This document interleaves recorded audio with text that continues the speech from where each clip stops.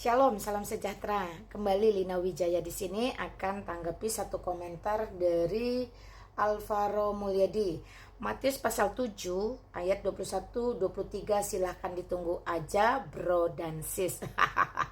Apa yang mau ditunggu? Ya, saya pasti yang jelas kamu menunggu penjelasan dari saya. Oke, thank you teman-teman. Ini merupakan satu perikop ya yang luar biasa, menjadi warning ya. Kalau warning itu berarti peringatan keras, biasanya warning pakai tanda seru.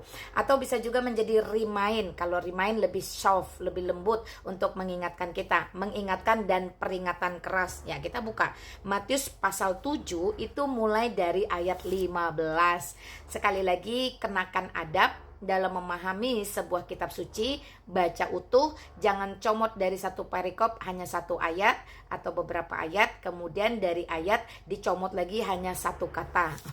Ini luar biasa ya.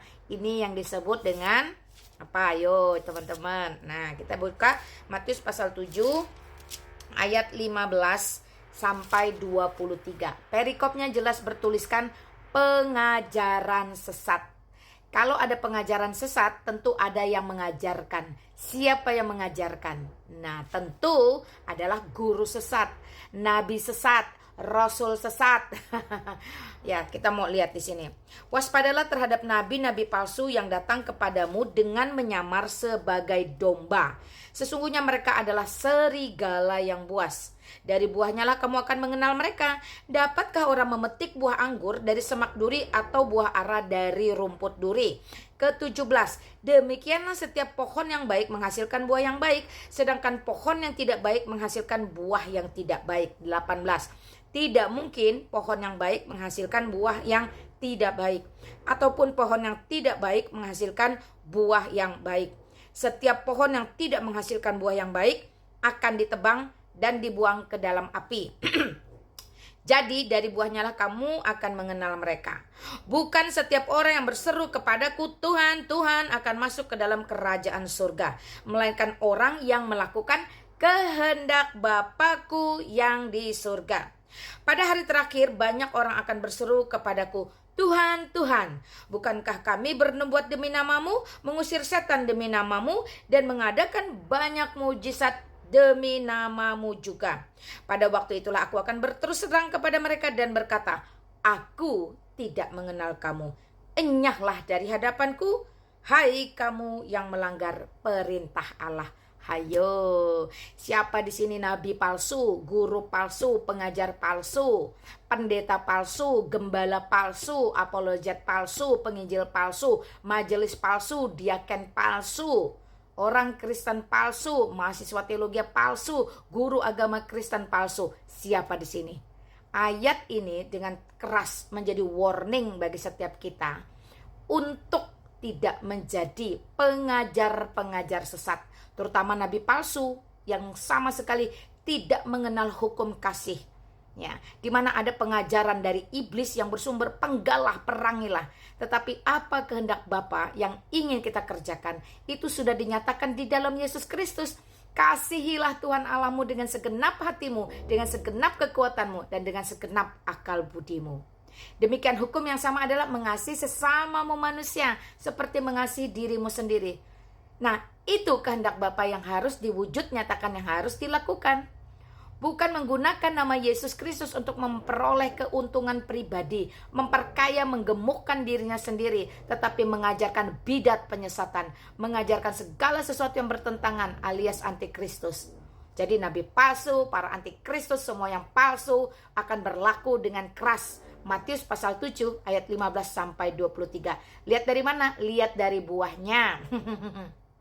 Karena apa? Karena ajaran menentukan kelakuan. Jadi kalau kamu sedikit-sedikit anarki, orang berdoa diganggu, orang beribadah dibubarkan, izin dipersulit, dipersekusi, ajaran menentukan kelakuan. Tetapi kehendak Bapa jelas kasih, kasih, kasih, dan kasihilah. Wow, luar biasa ya.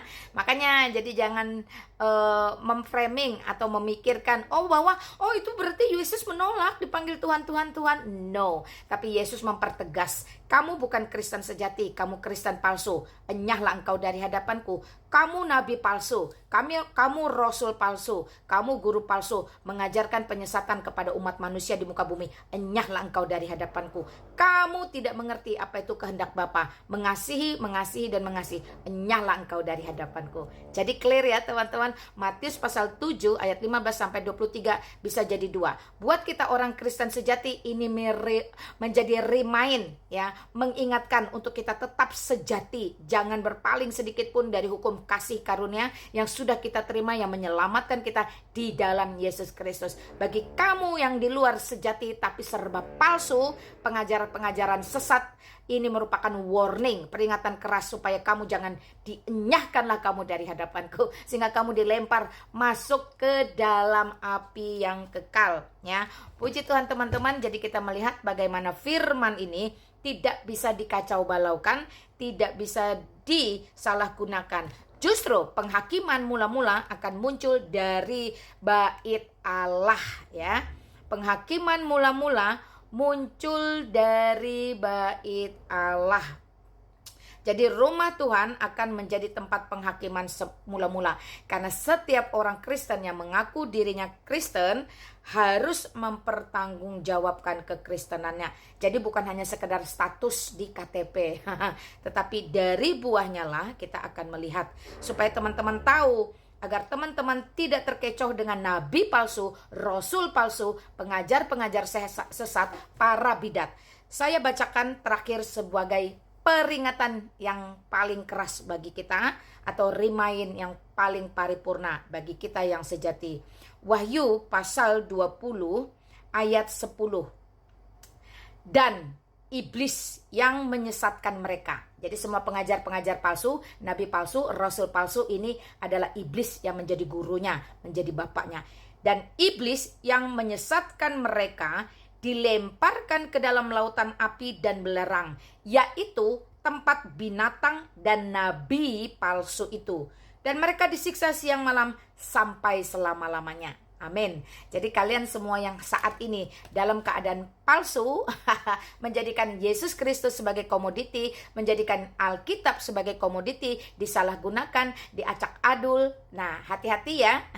Semua yang palsu, ketika Kristus datang yang kedua kali sebagai hakim agung, raja di atas segala raja, Tuhan di atas segala Tuhan, akan menghakimi kamu. Bertobatlah, mengapa harus binasa? Jikalau kamu mendengarkan firman ini, Matius pasal 7 ayat 15-23 dan Wahyu 20 ayat 10 tadi, untuk kamu bisa merenung, untuk kamu bisa berpikir, apa yang saya lakukan selama ini, kemana saya setelah semua ini, dan kepada siapa saya mempertanggungjawabkan semua ini. Haleluya, puji Tuhan. Biarlah kiranya Yesus Kristus, sumber segala berkat, sumber segala kehidupan, sumber segala kecerdasan, hikmat, mahrifat, kebijaksanaan, merahmati kepadamu, sehingga kamu tercelik mata rohani dan boleh mengaku, ya terima kasih Tuhan, sungguh Engkau Yesus Kristus adalah Tuhan dan Juru Selamatku. Amin. Ya, shalom, salam sejahtera bagi kita semua. Salam santun. Assalamualaikum warahmatullahi wabarakatuh.